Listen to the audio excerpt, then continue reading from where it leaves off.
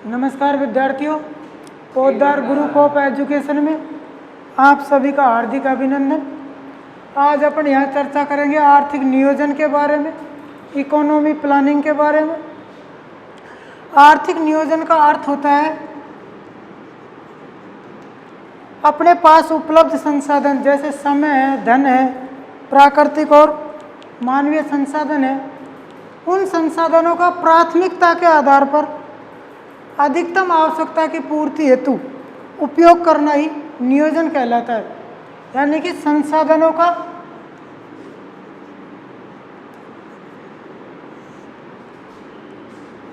अधिकतम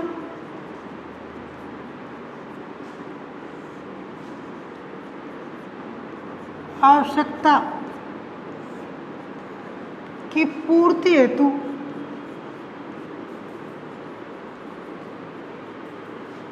सही ढंग से उपयोग।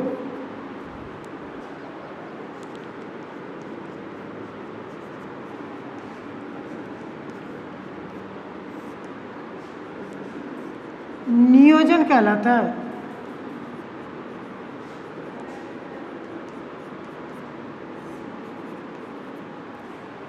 अगर अपन आर्थिक नियोजन की चर्चा करें, बताएं कि आर्थिक नियोजन को सबसे पहले विश्व में किस देश ने आरंभ किया था, कब आरंभ किया था?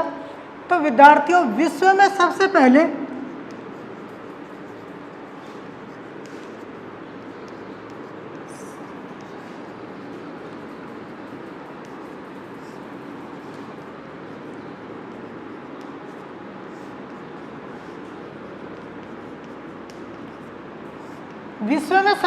आर्थिक नियोजन अपनाया था वो सोवियत संघ ने। सोवियत संघ, जिसको वर्तमान में अपन रूस भी कह सकते हैं, उसने सबसे पहले विश्व में आर्थिक नियोजन को अपनाया था।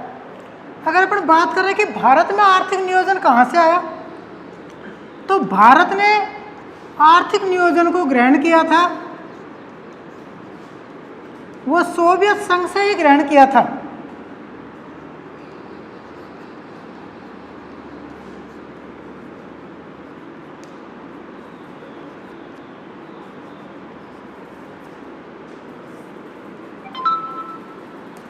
भारत ने सोवियत संघ से ही आर्थिक नियोजन को ग्रहण किया था।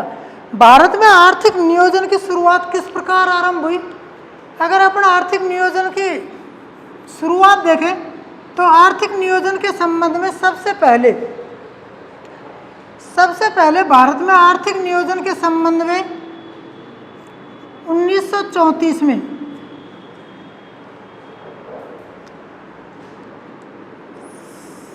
सर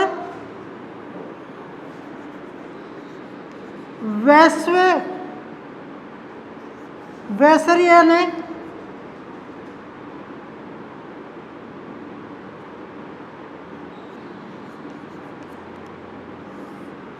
एक पुस्तक लिखी थी जिसका नाम है इकोनॉमी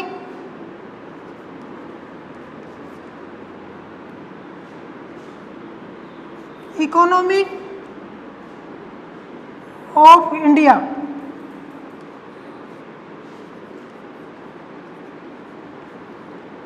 यानी कि भारत में आर्थिक नियोजन से संबंधित पहली पुस्तक सर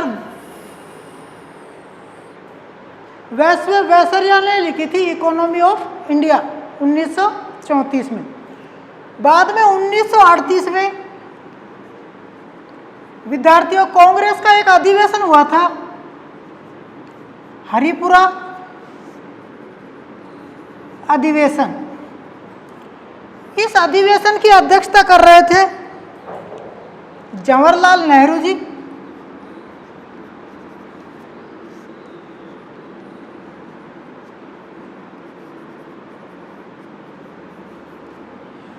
तो इस अधिवेशन में देश में सबसे पहले राष्ट्रीय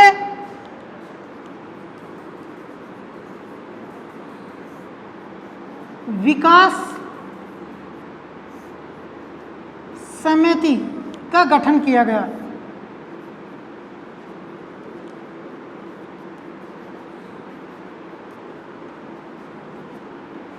राष्ट्रीय विकास समिति बनाई गई। यह समिति का गठन किया गया था कांग्रेस के हरिपुरा अधिवेशन में, और अधिवेशन की अध्यक्षता कर रहे थे कौन? जवाहरलाल नेहरू। फिर क्या होता है विद्यार्थियों, 1943 में मन्ना नारायण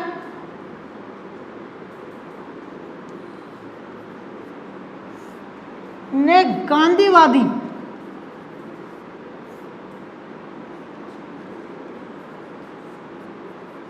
योजना आरंभ की।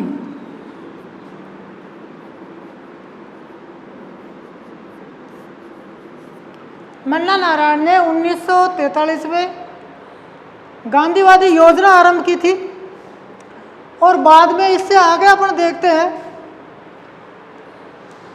तो 1944 में 8 उद्योगपतियों ने मिलकर के बॉम्बे प्लान बनाया था। यानी कि 1944 में 8 उद्योगपति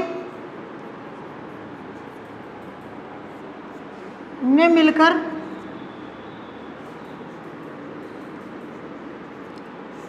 आर्थिक नियोजन हेतु बॉम्बे प्लान तैयार किया।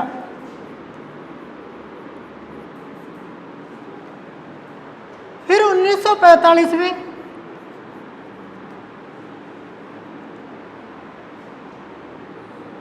एम.एन. रॉय ने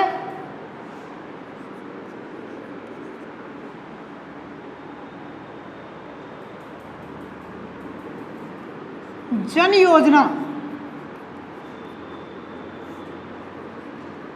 आरंभ की। इसी प्रकार विद्यार्थियों 1950 में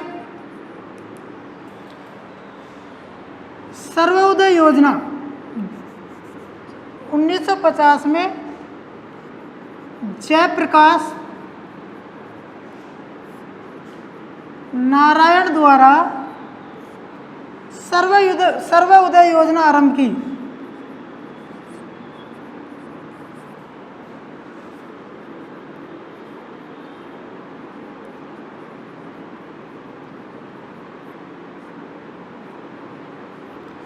इस तरह भारत में आर्थिक नियोजन चलता रहा, बढ़ता रहा। फिर भारत सरकार ने आगे जाकर के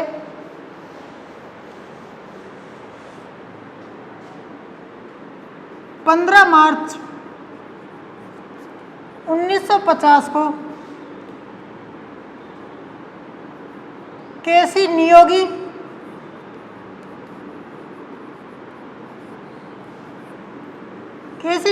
समिति की सिफारिश पर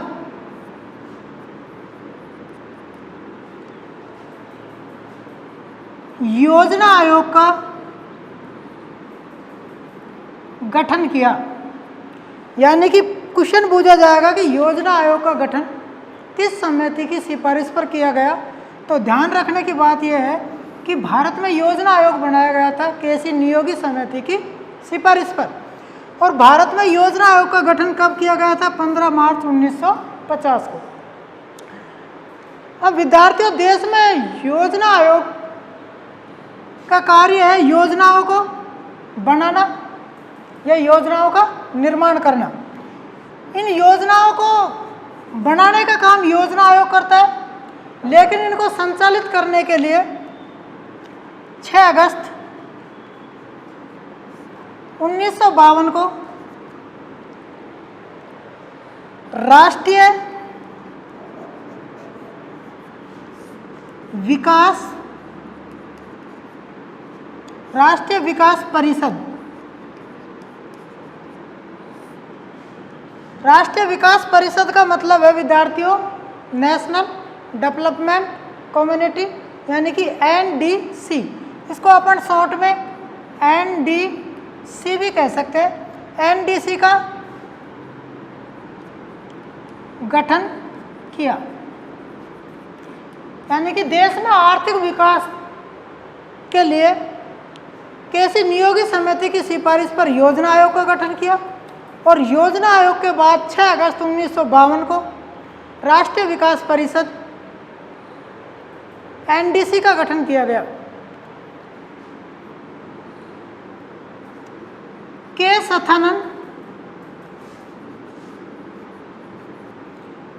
सथानम ने एनडीसी को, राष्ट्रीय विकास परिषद को, देश की सुपर कैबिनेट कहा है। देश की सुपर कैबिनेट कहा है। यानी कि देश की सुपर कैबिनेट किसको कहा जाता है? एनडीसी को, राष्ट्रीय विकास परिषद को। इसको देश की सुपर कैबिनेट कहने वाला जो व्यक्ति है वो आपके के सथानम। इसने इसको देश की सुपर कैबिनेट इसलिए कहा है क्योंकि इसमें देश का प्रधानमंत्री प्लस योजना आयोग के सदस्य,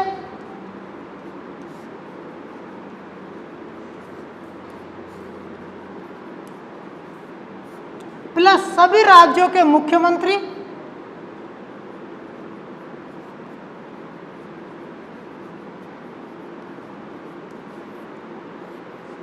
प्लस में कैबिनेट मंत्री परिषद, यानी कि कैबिनेट मंत्री परिषद के सदस्य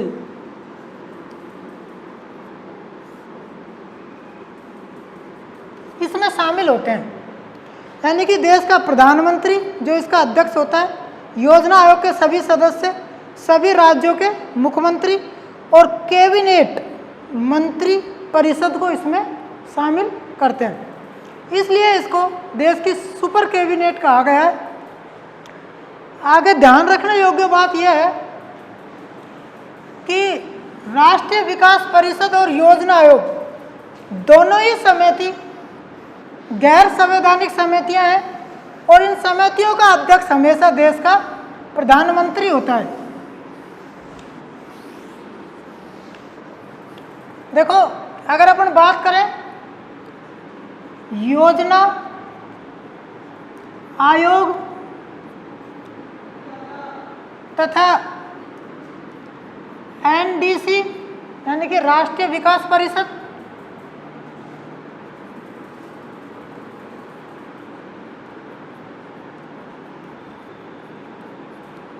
दोनों ही क्या है?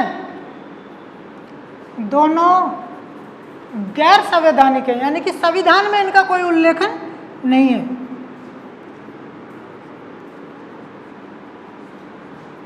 यानी कि ये दोनों ही संस्था गैर संवैधानिक है, संविधान में बाद में जोड़ा गया है इनको, गैर संवैधानिक है। और इनका अध्यक्ष हमेशा देश का प्रधानमंत्री होता है। कौन होता है?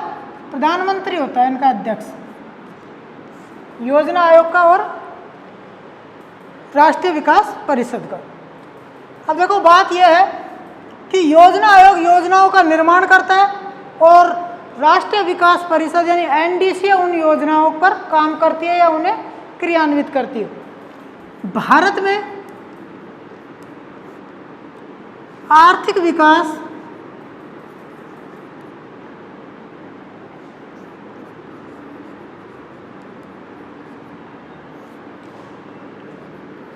पंचवर्षीय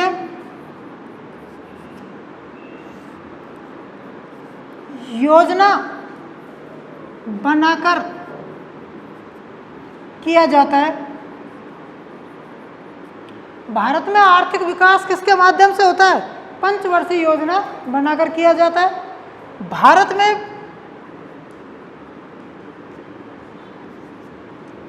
में विद्यार्थियों प्रथम पंचवर्षीय योजना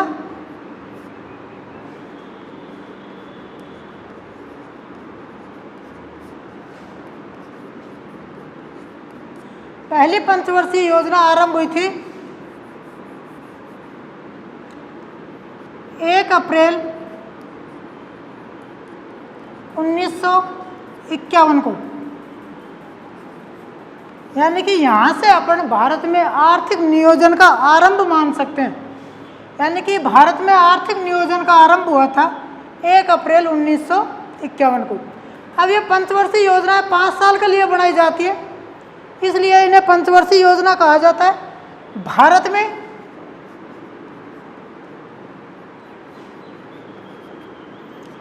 एक वित्तीय वर्ष की अवधि, एक वित्तीय वर्ष की अवधि 1 अप्रैल से 31 मार्च तक होती है।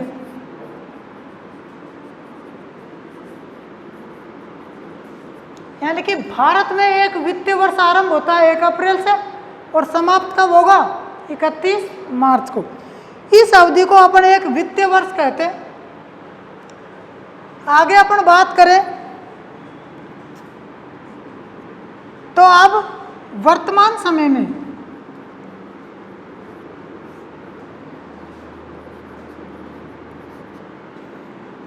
योजना आयोग के स्थान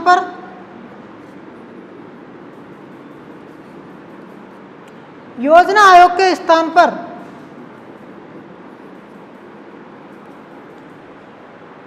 मोदी सरकार ने एक नया आयोग बनाया है जिसे अपन कहते हैं नीति आयोग। अब आर्थिक विकास के लिए मोदी सरकार ने योजना आयोग के स्थान पर किसका निर्माण कर दिया? नीति आयोग का निर्माण कर दिया। अब से पहले योजना आयोग आर्थिक विकास का काम करता था, अब यहाँ से आगे आर्थिक विकास का जो काम करेगा वो करेगा नीति आयोग। आपको ये जानकारी के लिए बता दिया जाता है कि भारत में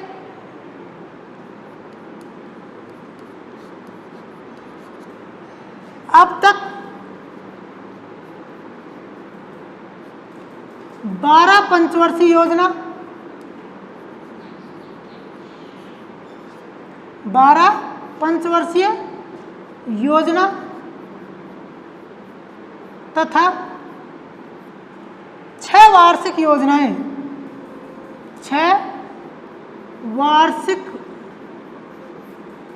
योजना क्रियान्वित की जा चुकी हैं।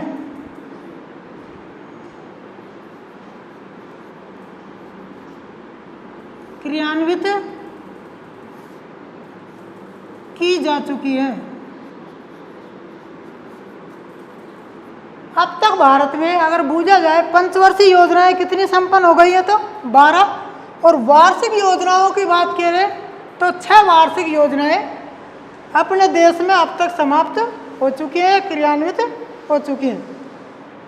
यहाँ विद्यार्थियों समझना यह होगा कि 12वीं पंचवर्षीय योजना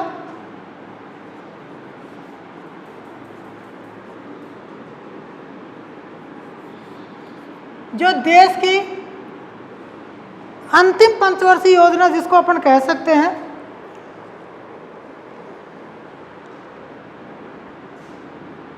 इस पंचवर्षीय योजना की अवधि है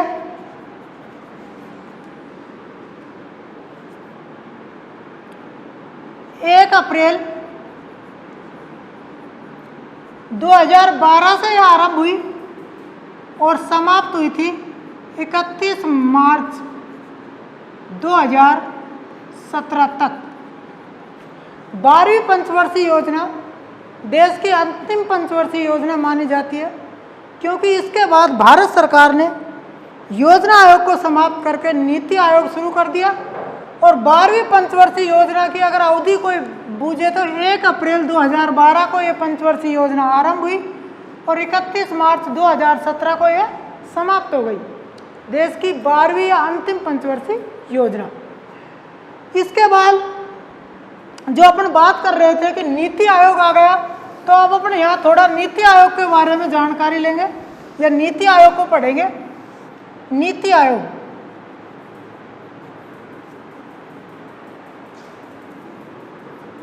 तो विद्यार्थियों नीति आयोग की घोषणा की थी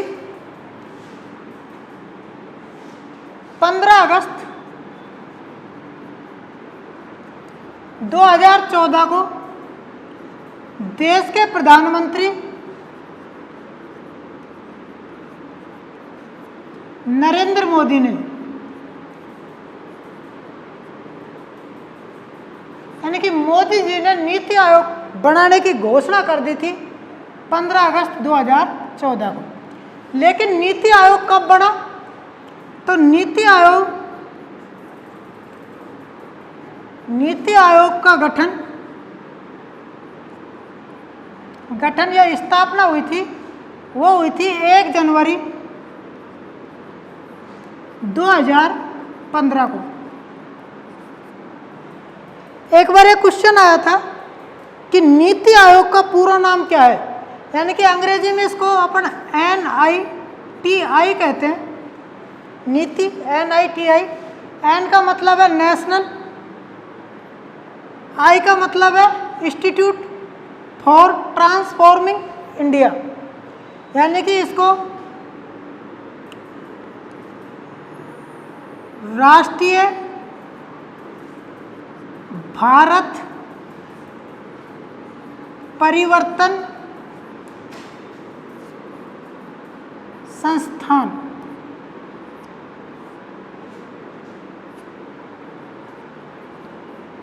कहते हैं, national institute for transforming India, यानी कि राष्ट्रीय भारत परिवर्तन संस्था इसे कहा जाता है। नीति आयोग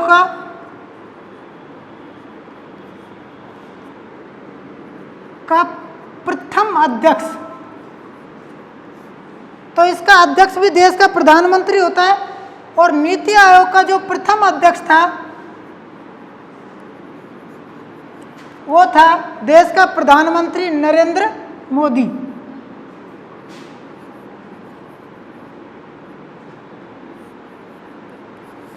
यानी कि जो नीति आयोग बढ़ा और नीति आयोग का प्रथम अध्यक्ष देश का प्रधानमंत्री नरेंद्र मोदी था। अगर अपन बात करें कि नीति आयोग का प्रथम उपाध्यक्ष कौन था, तो विद्यार्थियों नीति आयोग का प्रथम उपाध्यक्ष, नीति आयोग का उपाध्यक्ष यानी कि प्रथम उपाध्यक्ष था, वो था आपके अशोक पनगड़िया।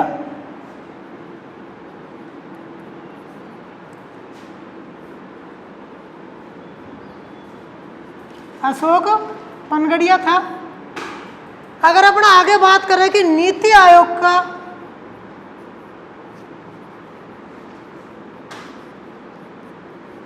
का प्रथम CEO चीफ एग्जीक्यूटिव ऑफिसर कौन था, यानी कि CEO कौन था, तो वो था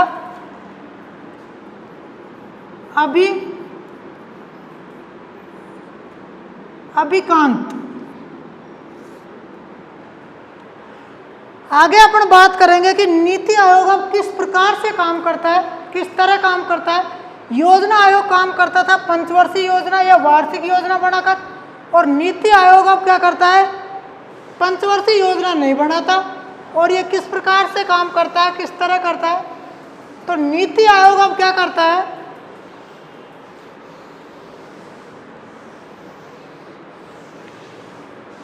तो देखो विद्यार्थियों, नीति आयोग का कार्य है ये 3 वर्षीय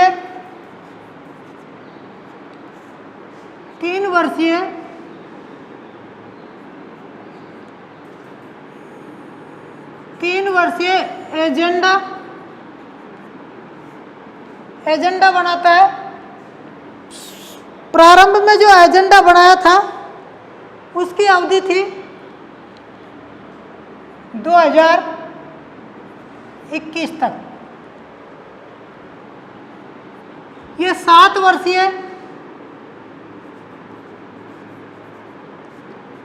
रणनीति बनाता है, और इस रणनीति की अवधि थी वो थी 2024 तक। और ये 20 वर्षीय विजन तैयार करता है, यानी कि 20 वर्ष का विजन तैयार करता है जिसकी अवधि थी 2032 तक।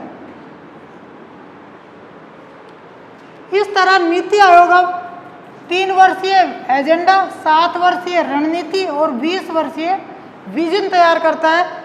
इन विजन, रणनीति और एजेंडाओं के माध्यम से आर्थिक गतिविधियों को संपन्न करता है नीति आयोग। अब अपन बात करेंगे कि भारत में आर्थिक नियोजन का जो जनक है, भारत में आर्थिक नियोजन का जनक जवाहरलाल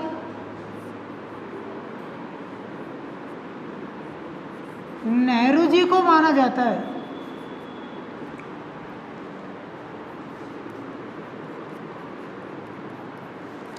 भारत में आर्थिक नियोजन का जनक जेएल नेहरू या जवाहरलाल नेहरू जी को माना जाता है, क्योंकि नेहरू जी ने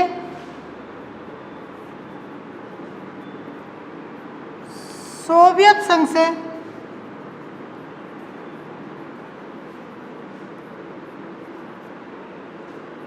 आर्थिक नियोजन को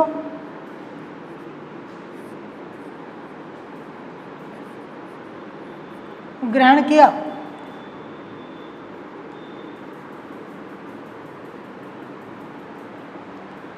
तो आर्थिक नियोजन का जनक भारत में जेएल नेहरू को माना जाता है। नेहरू जी ने आर्थिक नियोजन को सोवियत संघ से अपनाया था या सोवियत संघ से ग्रहण किया था। आर्थिक नियोजन में अपन बात करेंगे, पंचवर्षीय योजनाओं को पढ़ेंगे यहाँ से आगे कि कौन कौन सी पंचवर्षीय योजना कब कब आरंभ हुई थी। तो मैंने आपको बताया कि पहली पंचवर्षीय योजना, प्रथम पंचवर्षीय योजना जिसकी अवधि है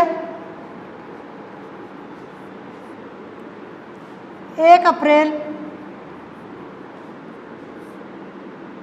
1951 से और यह चली थी 31 मार्च 1956 तक। यह प्रथम पंचवर्षीय योजना का कालखंड है या अवधि है। अगर अपन बात करें द्वितीय पंचवर्षीय योजना की अवधि, तो द्वितीय पंचवर्षीय योजना 1 अप्रैल 1956 से 31 मार्च 1961 तक चली। अगर अपन तृतीय पंचवर्षीय योजना की बात करें,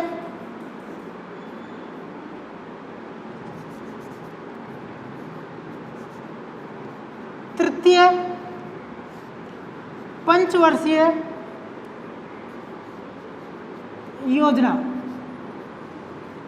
तो विद्यार्थियों तृतीय पंचवर्षीय योजना की अवधि है वो है 1 अप्रैल